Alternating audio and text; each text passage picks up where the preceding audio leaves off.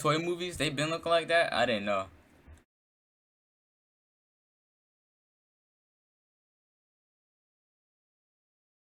Photos, they figured, That's enough for that video. That's enough. 2024 had. Why so many porn stars are dying? Chat, let's find out.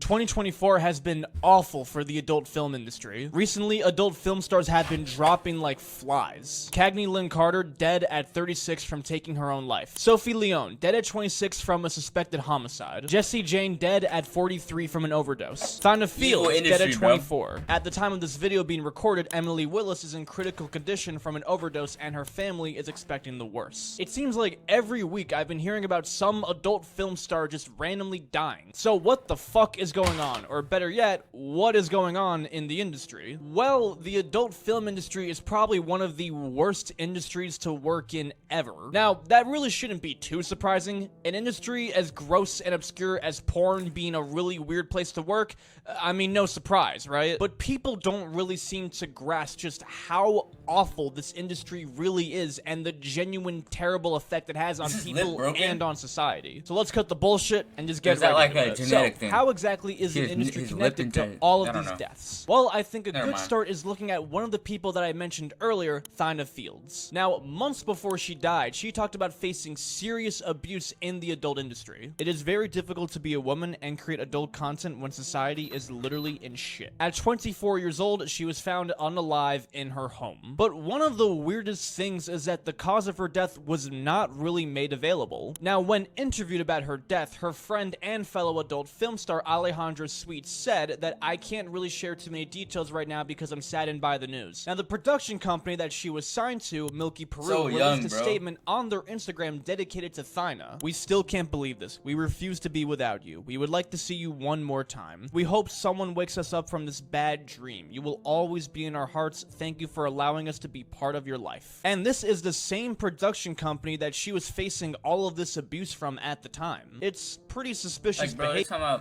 You're talking about, bro. Come on, bro.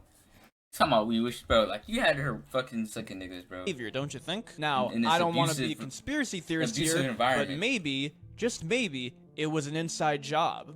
Nah, I'm just kidding. I don't think it's gone that far, but it's still kind of fucking weird. Now, Thina is not the first to open up about the dark side of this industry. In fact, almost every single major adult film star that you can think of has opened up about the abuse, exploitation, and the serious consequences of it. Lana Rhoades, one of the biggest stars out there, has talked about being forced to do certain scenes that she really did not want to do. During my short stint in porn, the really extreme acts were what was popular, and that's why being the #1 performer in the industry at the time, everyone wanted to make money off me, so they pushed me to do these things, and it just gets really extreme, like you were saying, abusive. I don't want to go into too much detail. Like, honestly, some of my experiences are really humiliating for me, and I wish that they never happened. Many adult film stars, both male and female, are often forced to do scenes that they but it's really crazy because these is humans too, bro. Like, now, people, not bro. every job is perfect. In almost any job that you want to be successful in, you have to do things that you don't want to do. Actors often have to take roles that they don't really like that much in order to boost their career and get recognition. But if you're trying to get your foot into the adult film industry, you don't really get a say. Many scenes often require doing extremely gross and God knows how many in people order are to doing get the behind job. the scenes. I'm not gonna describe any of those things, but I think you can use your imagination. Now, a lot of these girls start in the industry when they're young as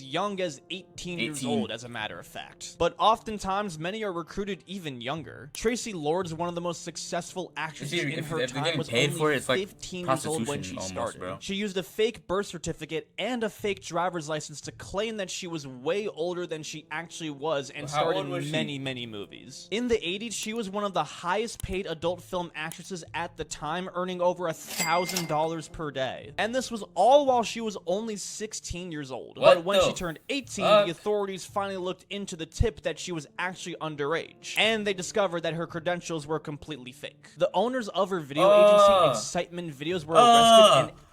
Oh, hell no. Bro, it's legally not. Yeah, bro, yeah.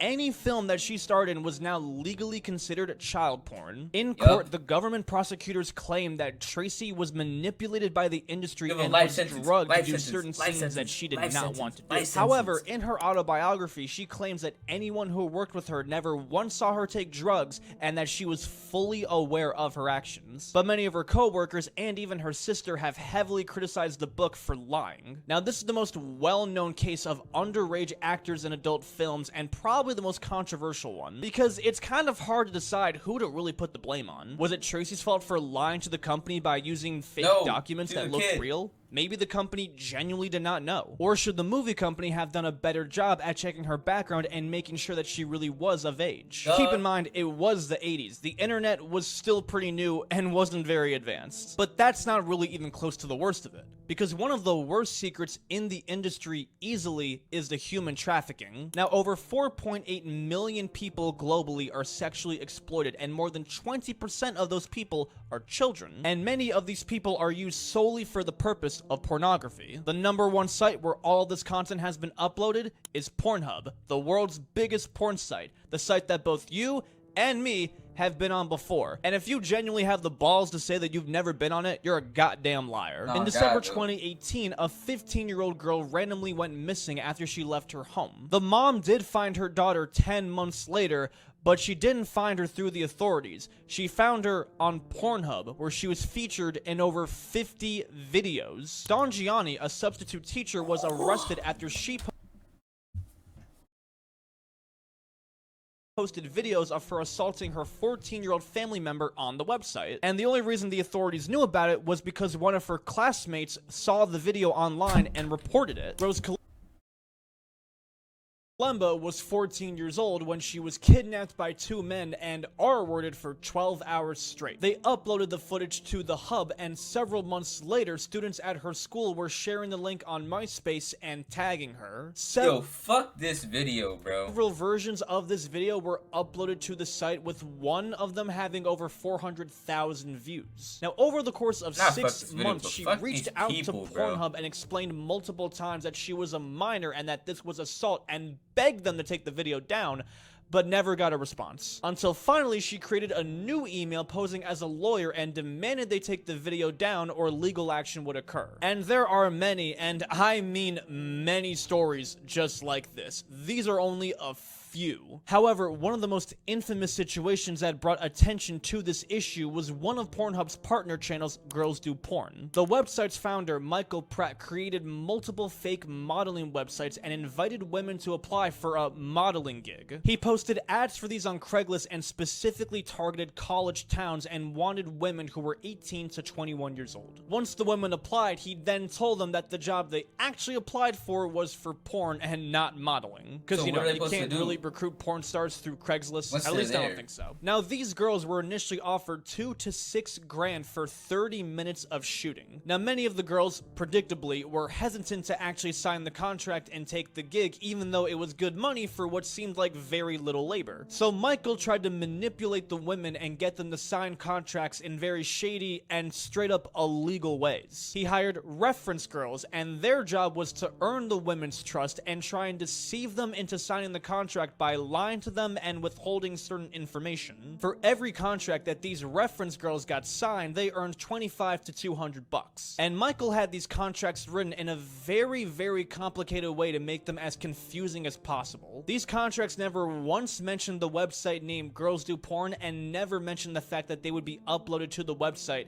even though they were. To really try and push the girls to sign the contracts, they would get them extremely drunk or even get them to take hard drugs, sometimes against their will. And they also didn't let any of the girls keep any of the contracts. After the girls signed, they immediately got them to work. Instead of the initial filming for 30 minutes like they were promised, shooting lasted for a whole 9 hours straight. And the content that the girls were filming was so violent and rough that some of them started bleeding down there. The girls were often refused breaks, and the company employees even tried to get the girls to have sex with them, even though that is not part of the business. An employee even forced one of the girls to have sex with him at gunpoint. And even after all of that, more than half of the girls only received a fraction of the money that they were promised. They made up complete BS excuses to try and hog them out of the cash, like, oh, you look too old, oh, you don't look like your picture, oh, your acting wasn't good enough. Complete bullshit. The girls sued the parent company of Pornhub for $80 million, and this lawsuit was huge at the time. Pornhub has historically handled these situations terribly by providing close to no action for non-consensual and underage content being posted to their website. The way their website worked was similar to YouTube, where almost anyone can post to it, and while they may not have encouraged what necessarily was going on, they were profiting from it, which the parent company quite literally admitted to. It wasn't until the extreme rise of controversy and lawsuits that they finally changed their platform so that only verified users can post videos to their website. Any unverified videos or users were removed immediately. Their history with human trafficking is quite literally so bad that there is a whole Netflix documentary where porn stars talk about the connection from Pornhub to human trafficking, and I highly recommend. It's very much worth checking out. Now, this is all pretty terrible stuff, but how does all of this actually tie into the deaths of the porn stars that we've been seeing? Well, if you look at the death of almost every actress, they usually die from one of two things: drugs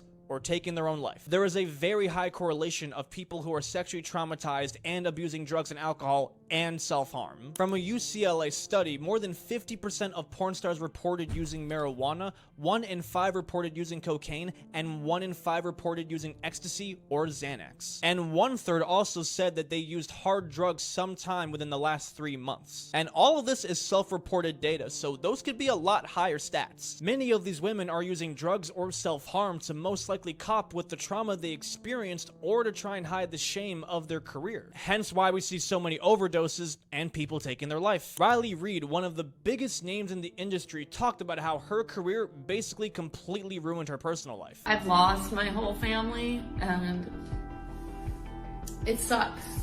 So a lot of times when people ask me if they should do porn, I tell them no. I tell them that it makes life really hard. Yeah, it makes dating really hard.